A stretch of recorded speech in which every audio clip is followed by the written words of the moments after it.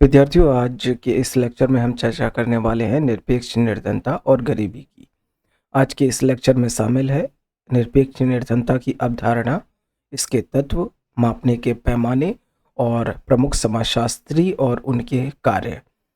अवधारणा के अंतर्गत हम यह जानने का प्रयास करते हैं कि यह निरपेक्ष निर्धनता, जिसे अस्तित्व निर्धनता भी कहा जाता है, निर्धनता की वह अवधारणा है जो मनुष्य की मूलभूत आवश्यकताओं पर आधारित होती है। इसका तात्पर्य उन न्यूनतम संसाधनों से है जो किसी व्यक्ति को जीवित रहने और जीविकोपार्जन करने के लिए आवश्यक होते हैं। इन दोनों ही सेंटेंस का मतलब ये हुआ कि व्यक्ति अपने अस्तित्व बनाए रखने के लिए, अपने जीवन को बनाए रखने के लिए, अपने जीवित रहने के लिए, जीविकोपार्जन करने के लिए न्यूनतम आवश्यकताओं को पूरा करने में असमर्थ होता है। ऐसी दशा निरपेक्ष गरीबी कहलाती है। निरपेक्ष गरीबी के तत्व कौन कौन से हैं? इसमें भोजन, आवास, कपड़ा, स्वास्थ्य और शिक्षा शामिल है। यदि कोई व्यक्ति अपने लिए और अपने आश्रितों के लिए न्यूनतम भोजन की जो मात्रा है आवश्यक, जिसे हम मापेंगे कैलोरी से, उसकी पूर्ति करने में अक्षम है, वह उन्हें नहीं जुटा पा रहा है, वह गरीब है। रहने के लिए आवास नहीं उसके पास है या आवास की सुविधा नहीं कर पा रहा है, बदलते मौसम के अनुरूप उसके पास कपड़े नहीं हैं, बीमार होने पर उसके पास इतना संसाधन नहीं है कि वह स्वास्थ्य सेवाओं की खरीदारी कर सके, अपने लिए दवाएं खरीद सके, बुनियादी शिक्षा और साक्षरता अब भी उसे ना पता हो, तो ऐसी स्थिति निरपेक्ष गरीबी के अंतर्गत आती है।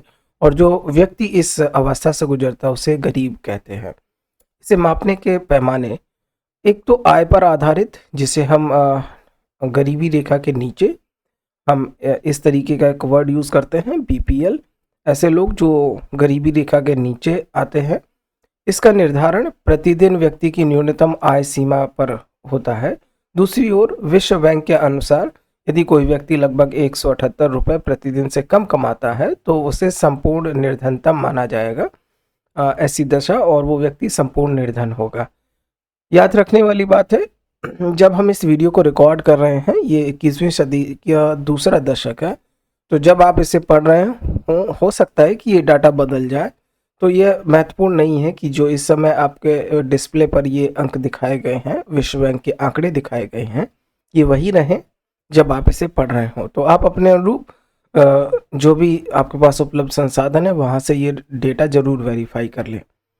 कैलोरी उपभोग स्तर, इसके द्वारा भी हम गरीबी को माप सकते हैं। ग्रामीण क्षेत्रों में 2400 कैलोरी और शहरी क्षेत्रों में 2100 कैलोरी प्रतिदिन से यदि व्यक्ति कम उपभोग कर रहा है तो ऐसी स्थिति निरपेक्ष गरीबी के अंतर्गत आती है। अंत में महत्वपूर्ण तत्व है या पैमाना है जिसमें संयुक्त राष्ट्र का बहुआयामी निर्धनता सूचकांक है। इस सूचकांक के अंतर्गत स्वास्थ्य, शिक्षा, जीवन स्तर कारकों के आधार पर हम गरीबी को मापने का प्रयास करते हैं। आइए बढ़ते हैं इस लेक्चर के अंतिम पहलू की ओर, जिसमें हम विभिन्न समाजशास्त्रियों और उनके द्वारा गरीबी पर किए गए कार्यों को समझने का प्रयास करेंगे। कार्ल मार्क्स ने कहा कि गरीबी पूंजीवाद की देन है, जहां संपत्ति की असमान वितरण श्रमिकों को निर्धन बनाए रखता है। संपत्ति यानी कि जो संसाधन है, राज्य के संसाधन है, उत्पादन के संसाधन है, ये पूंजीवाद की वजह से उनका असमान वितरण होता है, जिससे गरीब या गरीबी बनी रहती है। ऑस्कर लुइस का कहना है, उन्होंने बुक कल्चर ऑफ पॉवर्टी, उन्होंने कहा कि निर्धनता केवल एक आर्थिक समस्या नहीं है, बल्कि यह एक सांस्कृतिक कारक भी है जो पीढ़ी दर पीढ़ी चलती रहती है। अमर्त्य सेन, उन्होंने यह माना कि गरीबी को क्षमतावादी अप्रोच के द्वारा समझने का प्रयास किया, जिसमें वे मानते हैं कि गरीबी होने का जो कारण है वो आय की कमी नहीं बल्कि अवसरों की कमी भी है।